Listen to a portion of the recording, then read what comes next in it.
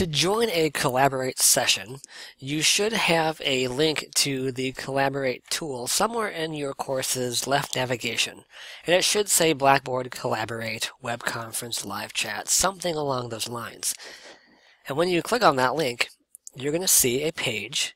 You're not going to see the schedule a session because that's only for your instructors, but you will see everything below it. So you will see a list of scheduled sessions, if any exist. If you don't see any sessions, make sure that your end date is properly selected, and you can change the start date and end date filters by clicking on the appropriate button, like so.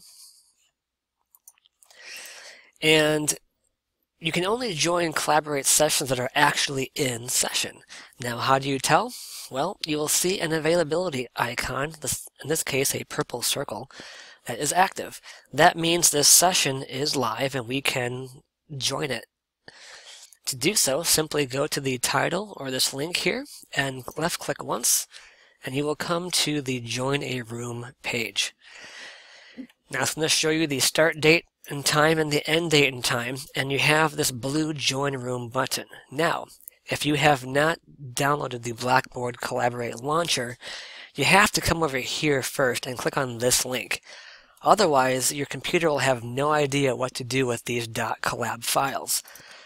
So go to this link and install the installer first, and it's a one-time install per computer. Once it's installed, then for your future courses, you can then come over here and click on the Join Room button. So do this first, do this second. Now, and this is really important, when we click on Join Room, you're going to get the same window. So download the launcher. Well, I already have it, so I'm going to go down here instead to get the Collaborate launcher now. And if you're wondering why you see this option twice, it's because so many people don't read through this actual screen. So after you have the launcher, you can then, after going to Join Room here, click on this link, Launch Collaborate Now. And it's going to say, okay, you want to open with or save the file. Don't save it, instead choose Open, and you should see Blackboard Collaborate Launcher as the default program. Now I'm using Firefox, so those of you on Edge or Explorer or Chrome, you might see a different screen.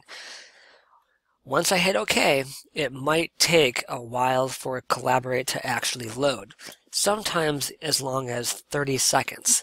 It depends on how fast your computer is, what you have in the background. The mistake people make is they keep trying to open the .collab file over and over again, thinking nothing's happening, and all of a sudden they've got 25 copies of Collaborate at once and their computer crashes. So when you go to open the .collab file, give it some time for it to actually execute. We will show you. So like right now, nothing is happening, or so it seems. But in reality, the program is launching. It's just very... Alright, now here it's loading the GUI.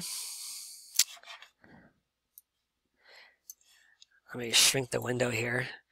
So again, it went from looking like nothing was happening to, oh look, suddenly Collaborate's open.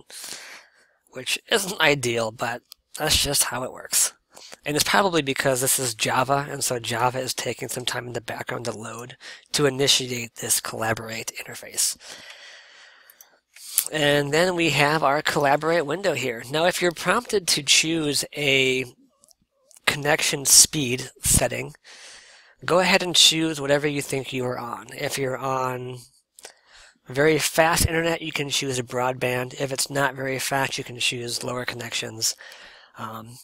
And you can choose that setting at any time once the Collaborate room opens up. So you're not by any means locked into your choice.